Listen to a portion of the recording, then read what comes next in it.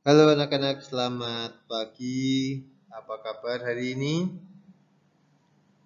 Hari ini kita akan belajar tema 7 untuk tema 1, pembelajaran keempat.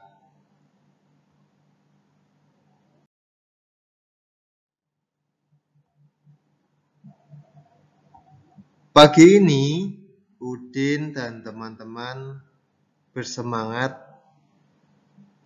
Pakaian yang mereka kenakan berbeda dari biasanya. Pakaian mereka berwarna-warni.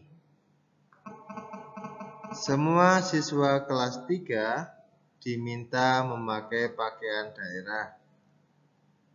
Udin memakai baju dari daerah Sunda. Edo memakai baju dari Papua. Dayu memakai pakaian adat Bali. Demikian pula dengan Beni, Siti, Lani, dan yang lainnya. Mereka juga membawa makanan khas daerah. Udin membawa combro dari Sunda. Edo membawa kue sagu dari Papua. Dayu menyiapkan sate lilit dari Bali. Beni membawa panada dari Manado. Siti membawa keripik singkong dari Padang. Tak ketinggalan, Lani membawa kue keranjang yang merupakan makanan khas Tionghoa. Pada hari itu, semua siswa tampil berbeda, satu sama yang lain, bertukar cerita tentang daerah di Indonesia.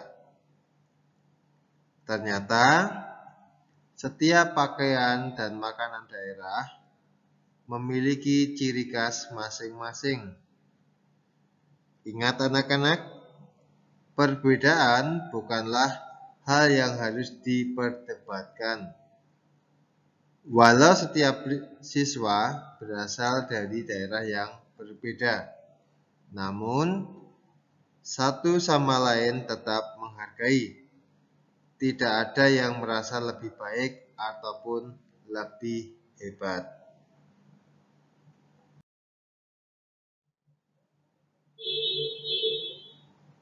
Nah, anak-anak, amatilah gambar pakaian khas di daerah Indonesia berikut ini. Kira-kira dapat tidak kalian menyebutkan asal daerah pakaian di bawah ini? Nah, kalau kita lihat pakaiannya bermacam-macam bentuk dan warnanya. Nanti kalian cari. Nah, anak-anak, apakah dari bacaan tadi yang sudah Pak Andre bacakan, apakah Udin dan teman-temannya membawakan budaya dari daerah yang sama? Nah, pertanyaan yang kedua, apakah kita sebagai anak bangsa perlu untuk mengenal dan memahami daerah-daerah lain di negara kita? Nah, itu silahkan dijawab. Anak-anak, Indonesia, negara kita tercinta, itu terbagi menjadi beberapa daerah. Setiap daerah memiliki adat yang beragam atau berbeda-beda. Namun, walaupun berbeda-beda, Indonesia tetap bersatu.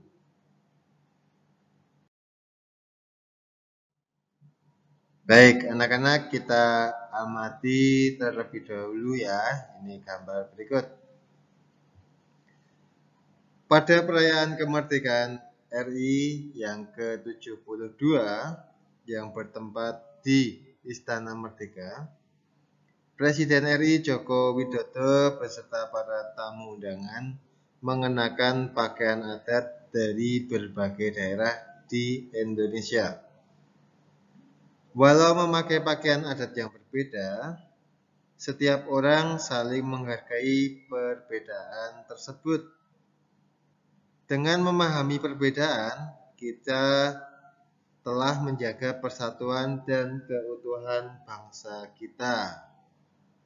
Nah, pertanyaannya anak-anak, berdasarkan informasi yang diperoleh dari teks tadi, yang pertama, apakah pakaian yang dikenakan oleh Bapak Presiden beserta para undangan itu menunjukkan keragaman Negara Kesatuan Republik Indonesia? Yang kedua, apakah penting bagi kita untuk menghargai keberagaman? Nah, kira-kira penting tidak untuk kita sendiri?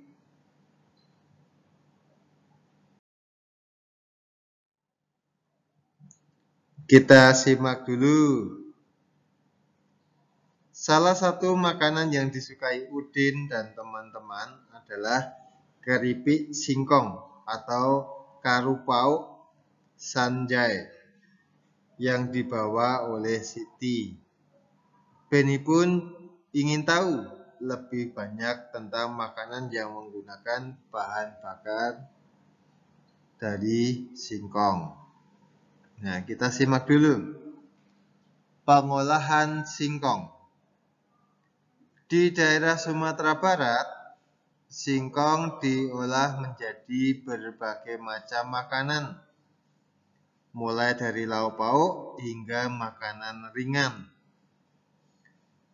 Gulai singkong, kue talam singkong, dan kacimuih merupakan makanan yang biasa dibuat untuk dikonsumsi sehari-hari. Singkong goreng juga sering dibuat di rumah. Daya tahannya paling lama adalah 2 hari. Teknologi pangan memiliki peran penting dalam mengolah singkong. Teknologi pangan memberikan nilai lebih dari bahan makanan hasil panen melalui berbagai cara. Tekniknya adalah melalui pengawetan, pengemasan, dan penyimpanan. Dengan demikian, singkong dapat dinikmati dalam jangka waktu yang lebih lama. Dengan adanya teknik pengawetan dan pengemasan bahan pangan, singkong dapat diolah menjadi berbagai jenis makanan. Singkong diolah menjadi dakak-dakak, karak, kaliang, rendang singkong, dan karupuak singkong pedas. Teknik pengemasan yang baik mampu membuat makanan tersebut awet hingga 3 bulan atau lebih.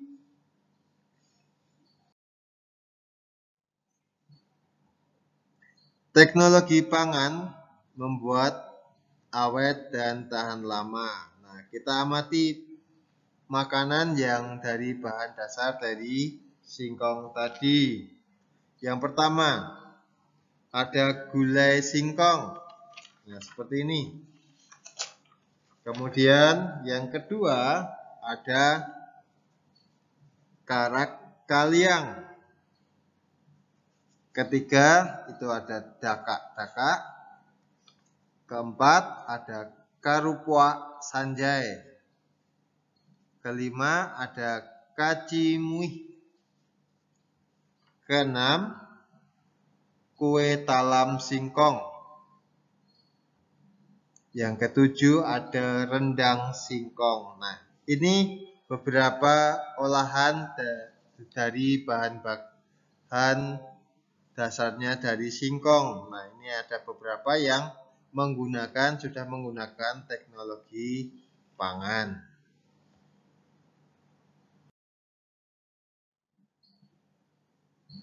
Nah, kita amati lagi anak-anak gambar berikut. Setelah mengetahui pengolahan makanan berbahan dasar singkong, Udin mengajak Edo dan Beni berenang. Udin, Edo, dan Beni senang bermain di kolam renang. Banyak kegiatan dapat dilakukan di sana. Sambil bersenang-senang, mereka selalu memperhatikan keselamatan diri dan teman di sekitar. Udin, Edo, dan Beni mencoba gerakan mengambang tanpa pelampung. Edo membantu Beni berlatih mengambang.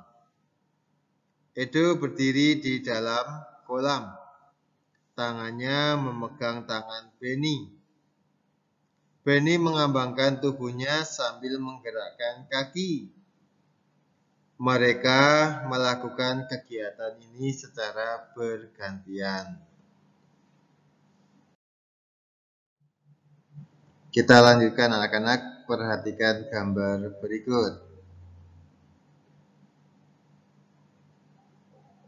Beni mencoba berlatih mengambang sendiri di kolam dangkal. Gerak dasar mengambang dapat dilakukan dengan mengikuti tahap-tahap berikut ini. 1. Berdiri tegak di kolam yang dangkal atau di pinggir kolam. Kemudian, peganglah tepi kolam dengan 2 jari dari setiap tangan. Ketiga, rapatkan perut pada dinding kolam. 4. Tarik napas dalam-dalam, lepaskan pegangan. Yang kelima, masukkan kepala ke dalam air. Lalu, keenam, munculkan kepala secara perlahan di permukaan air sambil hembuskan napas. 7. Posisi tangan sejajar bahu. Yang ke-8, lakukan gerakan berenang di tempat dengan posisi sejajar dengan air. Kedua tangan digerakkan secara bergantian. 9. Lakukan berulang-ulang. Nah, anak-anak nanti bisa saja kalian minta orang tua mengajak untuk berenang bersama-sama. Tapi waktunya jangan sekarang, nanti bisa ditentukan dan dirapatkan bersama orang tua. Dan tentunya berenang dengan pengawasan orang tua. Seperti itu anak-anak, terima kasih dan berkah dalam.